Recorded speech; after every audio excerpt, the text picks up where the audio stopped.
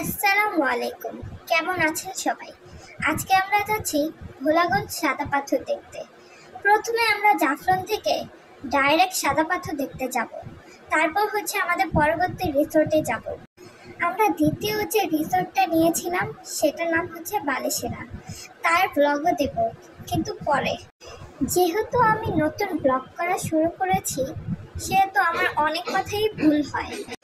আপনারা প্লিজ ছোট বোন মনে করে ক্ষমার দৃষ্টিতে দেখবেন। তো পরবর্তীতে আমরা ঘাটে ট্রলার ভাড়া করি। আমরা রিজার্ভ নিয়েছিলাম, যার জন্য আমাদের খরচ পড়েছিল 800 টাকা। তো ট্রলার দিয়ে আমাদের যেতে সময় লেগেছিল মাত্র 15 মিনিট। আপনারা চাইলে নৌকা দিয়েও যেতে পারেন, কিন্তু আমাদের সাথে যেহেতু বেবি ছিল, আমরা নৌকা নিইনি। দেন নৌকা থেকে নেমে 5 মিনিট হাঁটলেই সামনে সাদা পাথর দেখা যায়। মাশাআল্লাহ, এত সুন্দর!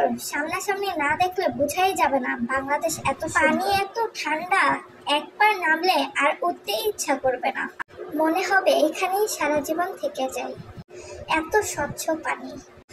আপনারা যারা ডিপ্রেশনে আছেন তারা একবার হলেও এখানে যান। আপনাদের মাঝে সকল চিন্তা দূর হয়ে যাবে, জীবনকে সুন্দর মনে হবে। তো আজকের মতো এই পর্যন্ত। ভিডিওটি ভালো লাগলে লাইক কমেন্ট করবেন, আর আপনারা যারা সাবস্ক্রাইব করেন তারা আমার চ্যানেলটি সাবস্ক্রাইব করবেন।